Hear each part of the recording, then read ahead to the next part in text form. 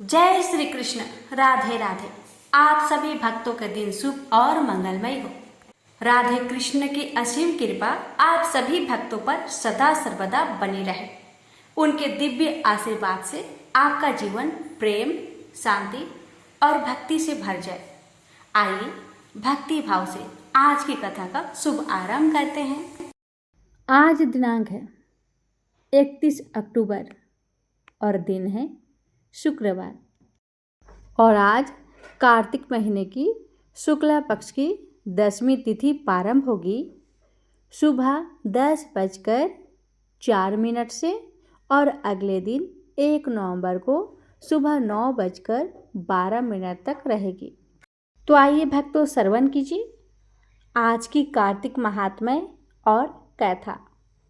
भक्तों, किसी गांव में एक भाट व जाट रहता था। दोनों में घनिष्ठ मित्रता थी। एक बार जाट अपनी बहन के घर जाने को तैयार हुआ तो भाट अपनी ससुराल जाने को तैयार हुआ। दोनों साथ में ही चल पड़े तो रास्ते में रुककर एक कुएं की मुडेर पर बैठ गए। जाट ने भाट से कहा, हे भाई, चलो नगर बसेरा कर लेते हैं। इस पर भाट बोला कि तू ही नगर बसेरा कर ले, मैं तो अपनी ससुराल जा रहा हूँ, वहाँ खूब खातिर होगी मेरी, तू कर ले नगर बसेरा। हे भक्तों, जाट वहीं कुएं के पास बैठ पानी की घंटी और चावल का दाना लेकर नगर बसेरा करने लगा। नगर बसेरा करने के साथ जाट कहने लगा, नगर बसेरा जो करे सो मल धोवे पाओ, ताता मारा तापसी देगी मेरी माँ, माँ देगी माउसी देगी। द्वारिका का बास, मीठा मीठा ग्रास, वृंदावन का वास, 5 कुल्ठी 6ठी रास, मेरो जिब्रो श्री कृष्ण के पास, डालू पानी हो जाएगी, झट से निकले मेरी जी। यह सब करके वह जाट बहन के पास चल पड़ा। जाट की बहन ने भाई के आने पर उसकी खातिर की। घी बूरा के साथ भाई को जिमाया। दोनों ने बैठकर ढेर सारी बातें की। हे भक्तों, उधर भाट अपने ससुराल पहुंचा तो वहाँ आग लगी हुई थी। आग बुझाने में वो भी लग गया, जिससे हाथ मुंह भी काले हो गए और खुद भी थोड़ा झुलस गया। ना रोटी ना पानी के लिए ही किसी ने पूछा। हे भक्तों, एक पड़ोसन आई तो उसने भाट की सास को कहा कि जमाई आया है, जरा उसकी आओ भगत तो कर लो। तो बुढ़िया बोली कि सब कुछ तो जल गया है, अब कहाँ से आओ भगत करूं। तब पड़ोसन ने ही भाट को एक रोटी के साथ छाछ दी। उसने वही खाकर गुजारा किया। शाम को दोनों फिर घर की ओर चल पड़े और रास्ते में मिल गए। एक दूसरे ने एक दूसरे का हाल पूछा। भाट बोला कि मेरी ससुराल में तो आग लगी हुई थी, आग बुझाते मैं काला हो गया हूँ, ना रोटी मिली ना पानी। जाट बोला कि मेरी तो बहुत खातिर हुई। फिर बोला कि मैंने तुम्हें कहा था ना कि नगर बसेरा कर ले, अब कर ले। लेकिन भाट ने फिर मना कर दिया। कहने लगा कि तेरी माउसी है, पता नहीं रोटी दे या ना दे। तेरी माँ है, दही की छुछली चूरमा का पेड़ा धरा पाएगा। भाट ने फिर नगर बसेरा नहीं किया। जाट ने कर लिया। नगर बसेरा जो करे सो मल धोए पाओ, ताता मारा तापसी देगी मेरी माँ, माँ देगी माउसी देगी, देगी द्वारिका का बास, मीठा मीठा घास, वृंदावन का बास, 5 कुल्ठी 6ठी रास, मेरो जिब्रो श्री कृष्ण के पास, डालू पानी हो जाएगी, झट से निकल जाए मेरा जी। करके वह चल पड़ा। घर पहुंचते ही जाट की माउसी ने बहुत लाड प्यार किया। उधर भाट घर गया तो उसकी भैंस खो गई। बाप एक लाठी रखे तो दूसरी उठाए और कहने लगा कि ससुराल गया तो आग लगा दी, अब यहाँ आया तो भैंस खो दी। बाप ने कहा, पहले भैंस लेकर आ, तभी तुझे रोटी पानी मिलेगा। हे भक्तों, सारा दिन भाट भैंस ढूंढता रहा, लेकिन उसे भैंस कहीं नहीं मिली। जाट और भाट की मुलाकात फिर से बाजार में हो गई। जाट ने भाट के हालचाल पूछे तो भाट बोला कि आते ही भैंस खो गई, बस उसी दिन से भैंस ढूंढ रहा हूँ। रोटियां का तो पूछो ही मत। जाट ने कहा, मैंने तो तुम्हें पहले ही कहा था कि नगर बसेरा कर ले। जाट की बात सुनकर भाट बोला कि तेरे नगर बसेरे में इतनी ताकत है तो चल अब कर ही लेता हूँ। दोनों ने बैठकर नगर बसेरा किया। नगर बसेरा जो करे सो मल धोए पाओ, ताता मारा तापसी देगी मेरी माँ, माँ देगी मावसी देगी, देगी द्वारिका का बास, मीठा मीठा घास वृंदावन का बास, 5 कुल्ठी छठी रास। मेरो जिब्रो श्री कृष्ण के पास डालू पानी, हो जाएगी झट से निकल जाए मेरा जी। दोनों के नगर बसेरा करने पर भाट जैसे ही आगे बढ़ा तो उसकी खोई भैंस मिल गई, जिसे लेकर घर पहुंचा। घर पहुंचते ही माँ ने कहा कि लड़का को आते ही घर से निकाल दिया, सारा दिन ये भूखा प्यासा भटक रहा है। यह कहकर उसकी माँ ने उसको खूब खिलाया पिलाया। इस घटना के बाद सारे नगर में ढिंढोरा पिटवाया गया कि कार्तिक में सब कोई अपने पीहर या सासरे आते जाते नगर बसेरा करे। जैसे भाट को नगर बसेरा का फल मिला, वैसे ही हर किसी को मिले। प्रेम से बोलिए हरि ओम। आज की महात्म्य कथा। श्री सूत जी ने कहा, इतनी कथा सत्यभामा को सुनाकर भगवान श्री कृष्णचंद्र संध्या करने को महल में चले गए। यह कार्तिक मास का व्रत भगवान विष्णु को अति प्रिय है तथा भक्ति को प्रदान करने वाला है। रात्रि जागरण, दूसरा प्रातःकाल स्नान, तीसरा तुलसी बट सिंचन, चौथा उद्यापन और पांचवा दीपदान। यह 5 कर्म भगवान विष्णु को प्रसन्न करने वाले हैं, इसलिए इनका पालन अवश्य करना चाहिए। ऋषियों ने कहा, भगवान विष्णु का प्रिय अधिक फल का देने वाला, शरीर के रोम रोम को प्रसन्न करने वाला जो कार्तिक महात्म्य आपने कहा है, यह मोक्ष की चाहना करने वाले या भोग के इच्छुक मनुष्य को यह व्रत अश्वमेव करना चाहिए। किंतु हम एक बात आपसे पूछना चाहते हैं, वह यह है कि यदि कार्तिक मास का व्रत करने वाला किसी संकट में फंस जाए या वह जंगल में हो अथवा किसी रोग से ग्रस्त हो जाए तो फिर वह कार्तिक व्रत को किस प्रकार करे, क्योंकि यह विष्णु जी का अतिशय प्रिय तथा मुक्ति भक्ति प्रदान करने वाला व्रत किसी तरह भी नहीं छोड़ना चाहिए।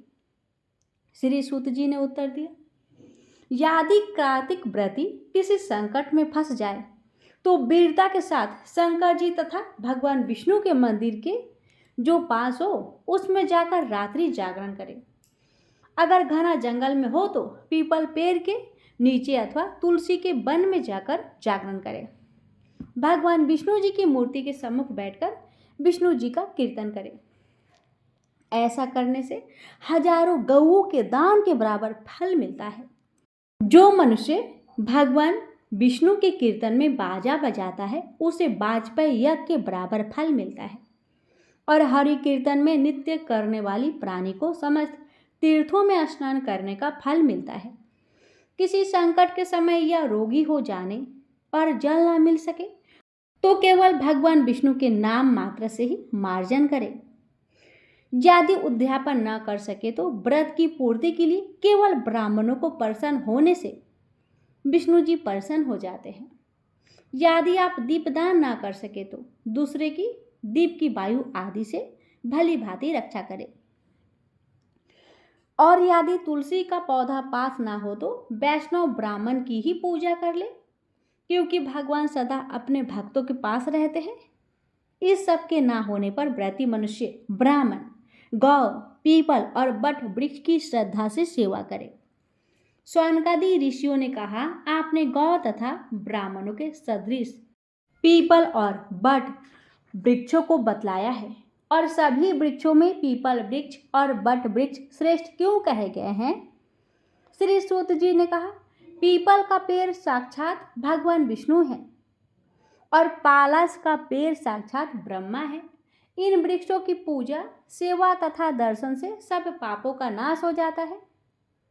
ऋषियों ने कहा, हे प्रभु, हम लोगों को इसमें शंका है कि ब्रह्मा, विष्णु और शंकर वृक्ष रूप क्यों हुए? आप कृपा करके हमें बताएं। श्री सूत जी ने कहा, प्राचीन काल में भगवान शंकर और पार्वती जी विहार कर रहे थे। उस समय उनके विहार में विघ्न डालने के विचार से ब्राह्मण का रूप धारण करके अग्निदेव वहां पर गए। विहार के आनंद के वशीभूत हो जाने के कारण क्रोध में भरकर श्री पार्वती जी ने समस्त देवताओं को श्राप दे डाला। पार्वती जी बोली, हे देवताओं, विषय सुख को कीट पतंगे भी जानते हैं। आप लोग ने देवता होकर भी उसमें विघ्न डाला है, इसलिए आप सब लोग वृक्ष हो जाओ। सूत जी ने कहा, इस प्रकार क्रोधित पार्वती जी के श्राप से सब देवता वृक्ष हो गए। इसी कारण भगवान विष्णु तथा शंकर जी दोनों पीपल और बट वृक्ष हो गए। इसी कारण भगवान विष्णु का शनिदेव के साथ योग होने के कारण केवल शनिवार को ही पीपल का स्पर्श करना चाहिए, अन्य किसी दिन नहीं। प्रेम से बोलिए हर हर महादेव। ओम नमः शिवाय।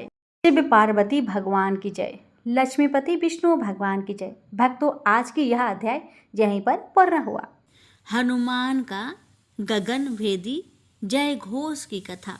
पिछले अध्याय में आपने सुना कि संगपाति ने मन ही मन विचार किया कि शायद वह शुभ समय आ गया है। अब आगे की कथा। संगपाति जहाँ रहता था उस खो से बाहर आया तो उसे देखकर बानर भय से चीखने लगे, लेकिन उसने मृदुल स्वर में जय सिया राम कहकर सबको निर्भय कर दिया। सब प्रसन्न हुए। संगपाति ने उन्हें अपनी कथा सुनाई और बताया, सीता जी का हरण लंकापति रावण कर ले गया है। उसने उन्हें अशोक वाटिका में रखा हुआ है। मैं उन्हें देख पा रहा हूँ, परंतु मैं अत्यंत वृद्ध हूँ, इसलिए कुछ करने की सामर्थ्य नहीं रखता। अन्यथा मैं स्वयं लंका जाकर रावण का मद चूर कर देता और थोड़ी ही देर में सीता जी को यहाँ ले आता। इस समुद्र तट से मेरी दृष्टि की सीध में 400 योजन दूरी पर लंका द्वीप दिखाई दे रहा है। इस पर्वत शिखर पर चढ़कर जो भी इस दूरी को लांघ सके वो ही ऐसा प्रयास करे। समुद्र को भी बड़ी सावधानी से पार करे, क्योंकि इसमें बड़े विचित्र और मांसभक्षी जीव रहते हैं। रावण के भी पहरी है। मित्रों, मैं तुम्हारी इतनी ही सहायता कर सकता हूँ। संगपाति की इतना कहते ही उसके पंख उग आए और वह हर्ष में भरकर प्रभु श्री राम की स्तुति करने लगा। उसका सब अभिमान समाप्त हो गया और वह प्रभु भक्ति में लीन हो गया। अंगद और जामवंत ने संपाति के सुंदर वचन सुने और हर्ष मनाया कि एक कठिन कार्य तो सरल हुआ। लंका की दिशा और दूरी का तो पता चल गया, परंतु अब यह समस्या आ खड़ी हुई कि 400 योजन की छलांग कौन लगाए। अंगद ने एक ओर से जाने का साहस व्यक्त किया, परंतु लौटकर आने में उसे संदेह था। ऐसा तो अनेक वानर कर सकते थे, परंतु जब लौटकर ही ना आ सके तो क्या लाभ। कार्य तो पूर्ण होना चाहिए। सब एक दूसरे की ओर देख रहे थे कि जामवंत बोले, आज जामवंत को भी अपनी वृद्ध अवस्था पर खिन्नता है, अन्यथा यह छोटा सा कार्य किस गिनती में आता। इससे भी बड़े कार्य मैंने प्रभु कृपा से सफल किए हैं।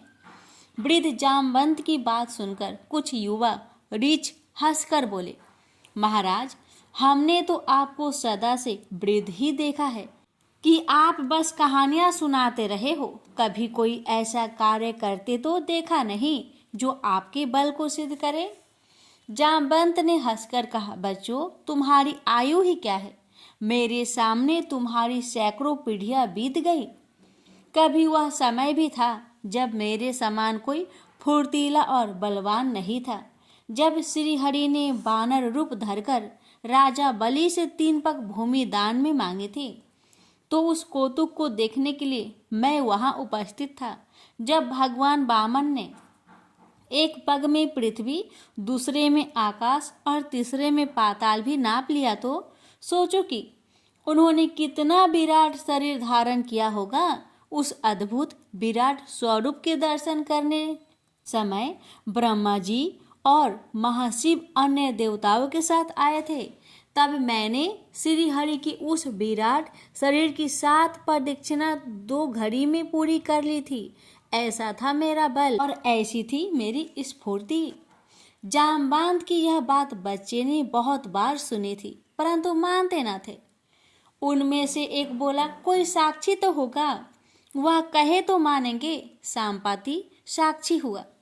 सांपति ने जांगवात की बात का समर्थन किया। ऐसा ही हुआ था और इसका साक्षी मैं था।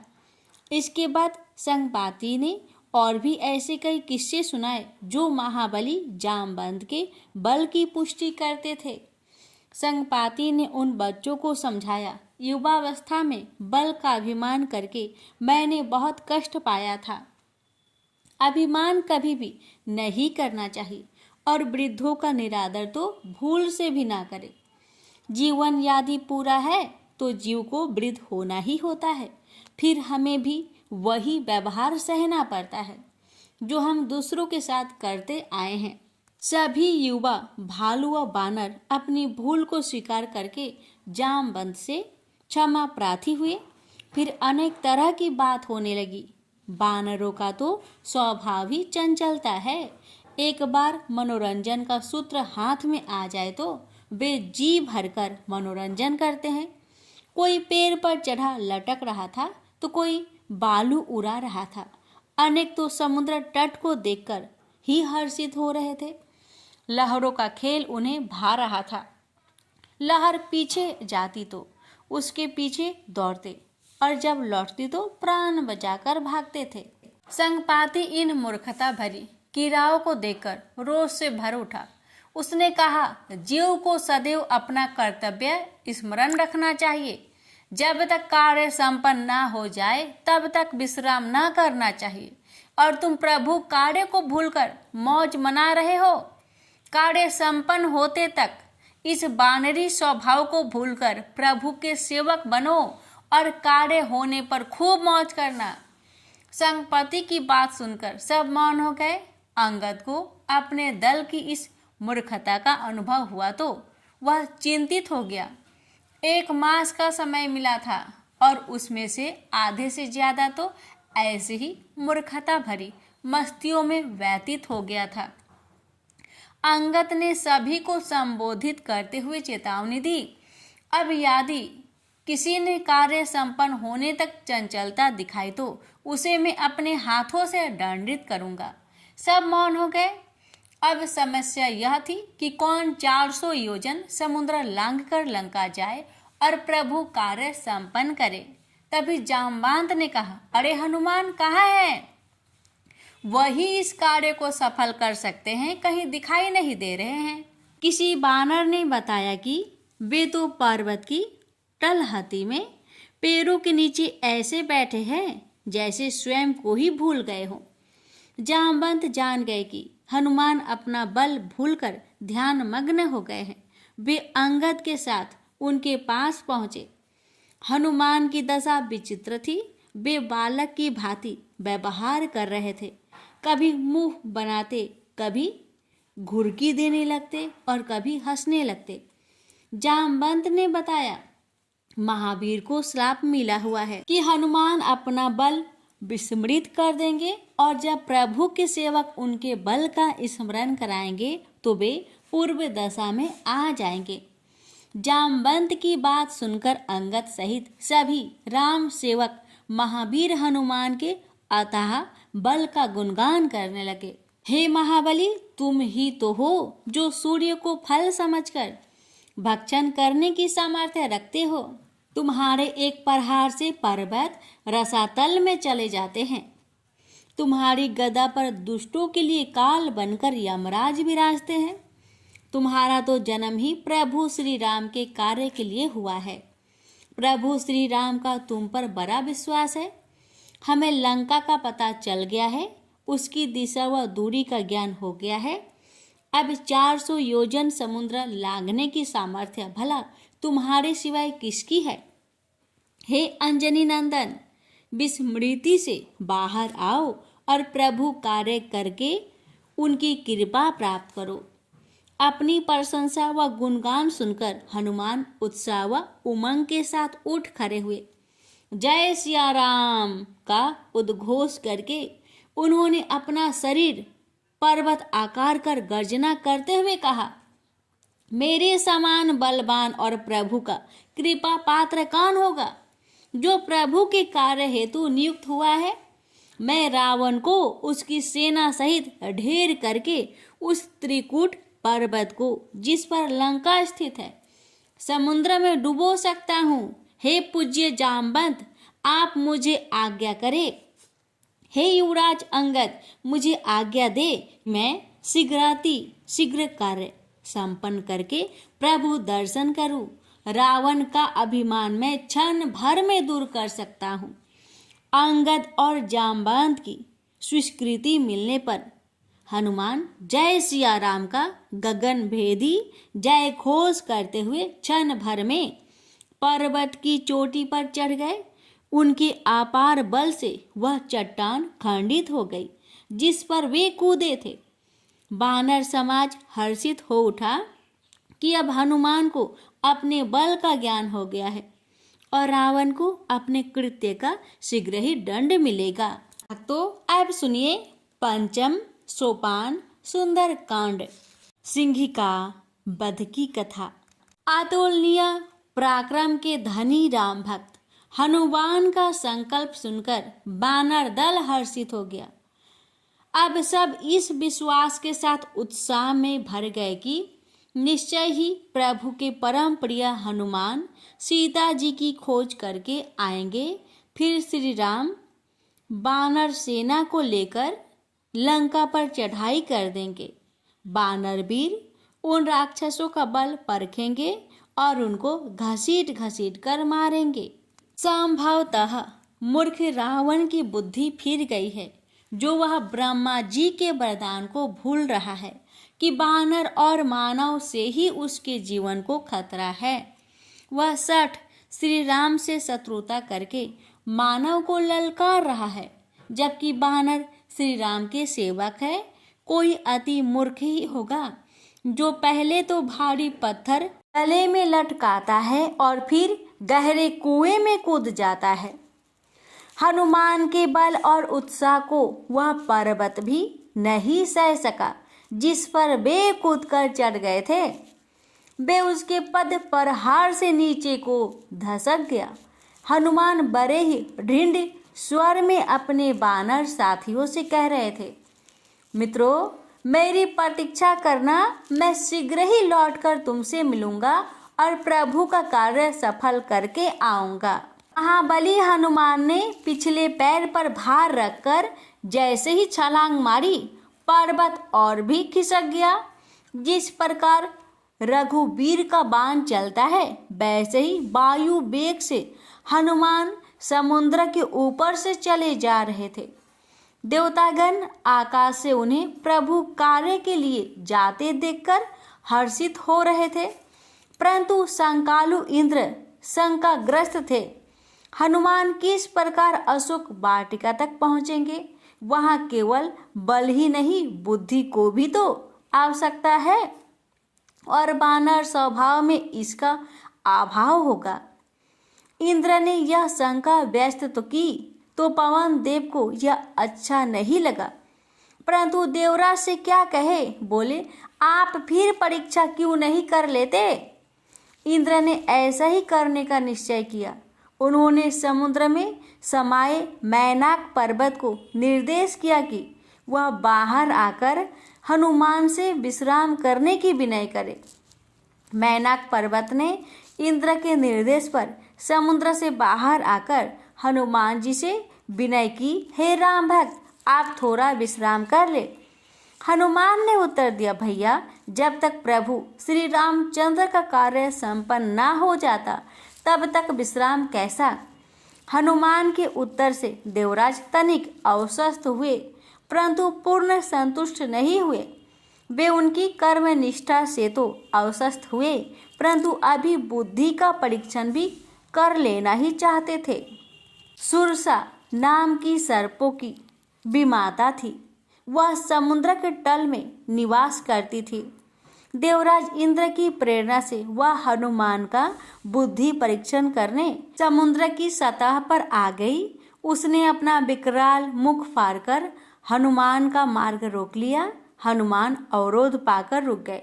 सुरसा ने अपनी प्रसन्नता प्रकट करते हुए कहा, आज तो मुझे भरपेट भोजन बिना परिश्रम किए ही मिल गया है। अरे बानर, तू आगे बढ़कर मेरे मुख में प्रवेश कर, अन्यथा मैं तुझे चबा चबा कर खाऊंगी तो अधिक पीड़ा होगी।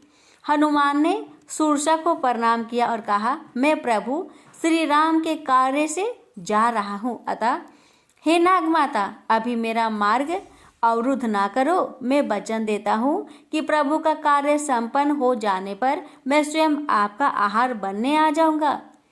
सुरसा ने ऐसा करने से इनकार कर दिया। वह सामने आए आहार को नहीं छोड़ना चाहती। हनुमान जान गए कि किसी युक्ति से नागमाता को संतुष्ट कर अपना काम बनाना होगा। उन्होंने अपना आकार बढ़ा लिया तो सुरसा ने अपना मुख और भी बढ़ा लिया। सुरसा उनके आकार के अनुसार ही अपने मुख का विस्तार करने लगी तो हनुमान जी ने यह बुद्धि का प्रयोग किया। उन्होंने क्षण भर में अपना आकार एक मक्खी के बराबर कर लिया और सुरसा के मुख में प्रवेश करके उसकी जीभ को गुदगुदाकर तुरंत निकल आए और उसके सामने हाथ जोड़कर बोले, नागमाता, मैंने अपना कार्य कर दिया। यदि अभी आपका पेट नहीं भरा है तो मैं पुनः आपके मुख में प्रवेश करूं। सुरसा को अपने पेट में बवंडर सा घूमता लग रहा था, जैसे उसके पेट में हवा भर गई हो। वह व्याकुल होकर जल में समा गई और हनुमान प्रभु का नाम लेकर आगे बढ़ गए। एक बाधा तो दूर हो गई थी, परंतु अब वे लंका की जल सीमा में थे और यहाँ बाधा ही बाधाएं थी। सिंहिका नाम की जल राक्षसी रावण की जल पहड़ी थी। वह जल के अंदर ही रहती थी। उसे यह वरदान प्राप्त था कि वह जल के ऊपर उड़ते किसी भी जीव की परछाई को पकड़ती तो वह जीव उसके हाथों में फंस जाता था। उसने हनुमान की परछाई देखी तो अपने विशाल हाथों से उसे पकड़ लिया और अट्ठास करने लगी। हनुमान समझ गए कि कोई संकट आ गया है। उन्होंने अपनी गदा संभाल ली और जैसे ही सिंहिका के समीप पहुंचे, एक भीषण प्रहार करके उसके मस्तक को फोड़ दिया। जल में जैसे प्रलय आ गई थी। सिंहिका के प्राण पेखरू उड़ गए। हनुमान के गदा प्रहार ने समुद्र में खलबली मचा दी थी और सभी जल जीव इधर उधर भागकर शरण लेने लगे थे। हनुमान के अपार बल से सब भयभीत हो गए थे और हनुमान प्रभु श्री राम का नाम लेकर अपनी यात्रा पर आगे बढ़ गए। लंकादीप सामने दिखाई दे रहा था। सूर्य की रश्मियों से दमकती स्वर्ण लंका की चमक हनुमान की आंखों को चकाचौंध कर रही थी। उन्होंने सेमरू पर्वत की चोटी पर जाकर लंका का निरीक्षण किया।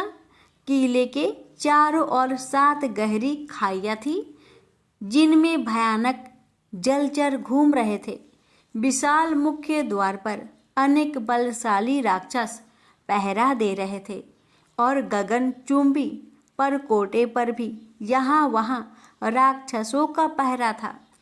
उन सब की दृष्टि बचाकर वहाँ से लंका में प्रवेश करना सरल नहीं था। अब प्रतीक्षा ही करनी होगी और अंधेरा होने पर कोई युक्ति करनी होगी। हनुमान अपने सूक्ष्म आकार में पर्वत शिखर पर बैठे थे।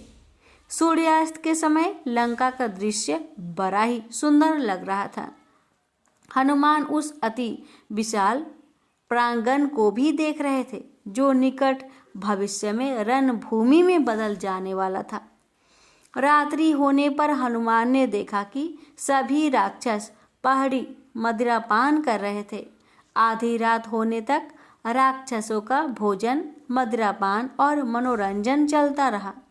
जब शोरगुल कम हुआ तो हनुमान ने अति सूक्ष्म रूप धारण किया और प्रवेश द्वार की ओर बढ़े। अधिकांश राक्षस मदिरा के प्रभाव में थे, परंतु लंकिनी सजग थी। लंकिनी प्रवेश द्वार की मुख्य प्रहरी थी। उसकी दृष्टि बड़ी तीक्ष्ण थी। उसने हनुमान को देख लिया और अपना आकार बढ़ाकर उनका मार्ग रोकते हुए कहा, अरे बानर, तू कहाँ से आ गया? मेरी तीक्ष्ण दृष्टि से बचकर तू लंका में प्रवेश करना चाहता है? हनुमान बातों में समय व्यर्थ न करना चाहते थे। उन्होंने एक घूसा लंकिनी की कनपटी पर जमाया तो वह रक्त बमन करते हुए गिर पड़ी, जैसे सारा ब्रह्मांड ही उसके नेत्र के समक्ष घूम गया। ऐसी भीषण प्रहार लंकिनी जब कुछ चेतन हुई तो हाथ जोड़कर हनुमान के सामने थर थर कांपते हुई बोली, हे राम भक्त, मैंने तुम्हें पहचान लिया। अब कुदिशा ने लंका का द्वार देख लिया है, अतः लंका का विनाश निश्चित है। इतना कहकर वह उनके मार्ग से हट गई। हनुमान अब निर्विरोध लंका में प्रवेश कर गए।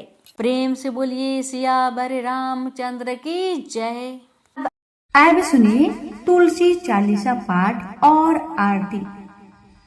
जय जय तुलसी भगवती सत्यवती सुखदानी, नमो नमो हरि प्रियसी श्री वृंदा गुण खानी। श्री हरि शीश विराजिनी देहु अमर बर अम्बे, जनहित है वृंदावनी अब न करहु विलंबे। नमो नमो तुलसी महारानी, महिमा अमित न जाए बखानी। दियो विष्णु तुमको सन्माना, जग में छायो सुयस महाना। विष्णु प्रिया जय जय ती भवानी, ती हो लोक की हो सुखी खानी। भगवत पूजा करे जो कोई, बिना तुम्हारे सफल ना होई। जिन घर ताओ नहीं होई निवासा, उस घर करे ही विष्णु नहीं वासा।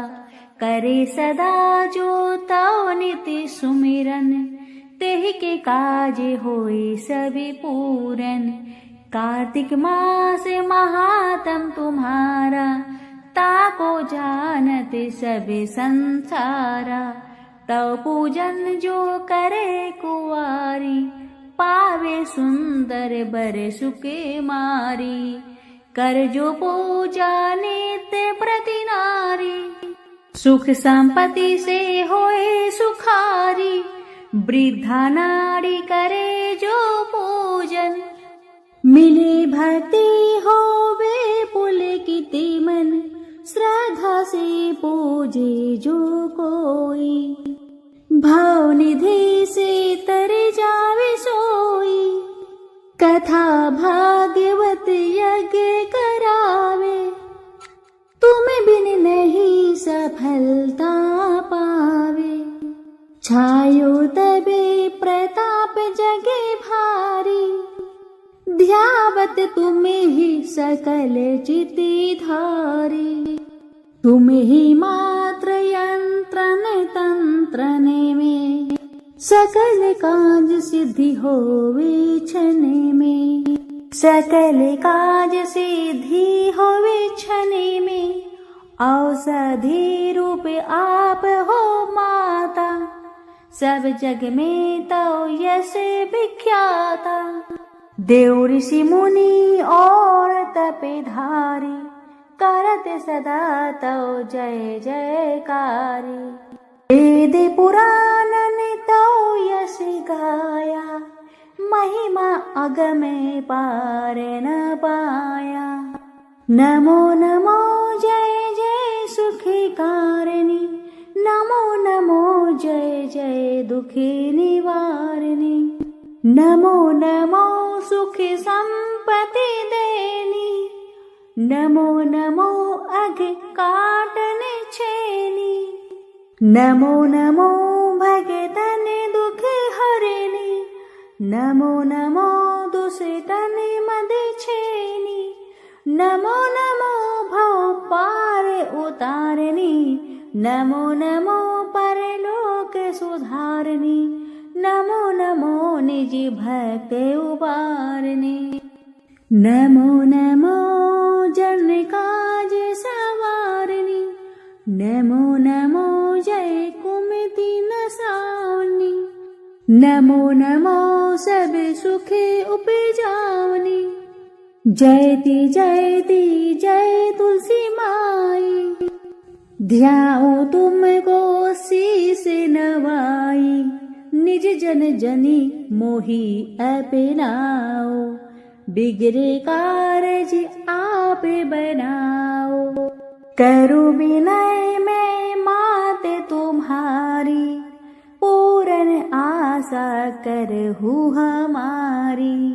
शरण चरण कर जोरी मनाओ, निस दिन तेरे ही गुण में गाओ। करहु मात अब मोह पर दाया, निर्मल होई सकल मम काया।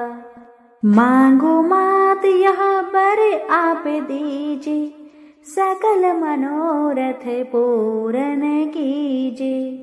जानु नाही कुछ नेम आचारा, क्षम हो मात अपराध हमारा। 12 मास करे जो पूजा, तासम जग में और न दूजा। प्रथम ही गंगा जल मंगावे, फिर सुंदर स्नान करावे। चंदन आछत पुष्प चढ़ावे, धूप दीप नैवेद्य लगावे। करे आचमन गंगा जल से, ध्यान करे हृदय निर्मल से। पाठ करे फिर 40 की, स्तुति करे माते तुलसा की। जह विधि पूजा करे हमेशा, ताके तने नहीं रहे कलेशा। करे मास कार्तिक का साधन, शोभे नीत पवित्र सिद्धि हुई जाहि। है यह कथा महासुखदाई, पढ़े सुने सो भव तर जाई। जह श्री तुलसी चालीसा, पाठ करे जो कोई। गोविंद सो फल पावही, जो मन की इच्छा हो। अब सुनिए तुलसी माता की आरती। जय जय तुलसी माता, सब जग की सुखदाता।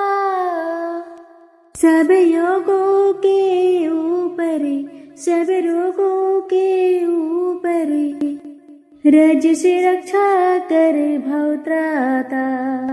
ओम जय तुलसी माता। बटु पुत्री है श्यामा, सुरवल्ली है ग्रामा। मैया सुरवल्ली है ग्रामा। विष्णु प्रिय जो नर तुमको सेवे, विष्णु प्रिय जो नर तुमको सेवे, सो नर तर जाता। मैया जय तुलसी माता। हरि के शीश विराजत, त्रिभुवन से हो वंदित, मैया त्रिभुवन से हो वंदित। पतित जनों की तारिणी, पतित जनों की तारिणी, तुम हो विख्याता। जय जय तुलसी माता। लेकर जन्म भी जन्मी आई दिव्य भवन में, मैया आई दिव्य भवन में। मानव लोक तुम्ही से, मानव लोक तुम्ही से, सुख संपत्ति पाता। मैया जय तुलसी माता। हरि को तुम अति प्यारी, श्याम वरण सुकुमारी। मैया श्याम वरण सुकुमारी। प्रेम अजब है उनका, प्रेम अजब है उनका, तुमसे कैसा नाता। जय जय तुलसी माता। हमारी विपद हरो तुम, कृपा करो माता। मैया जय जय तुलसी माता। जय जय तुलसी माता। मैया जय जय तुलसी माता। सब जग की सुखदाता, सबकी वर माता। जय जय तुलसी माता। मैया जय जय तुलसी माता।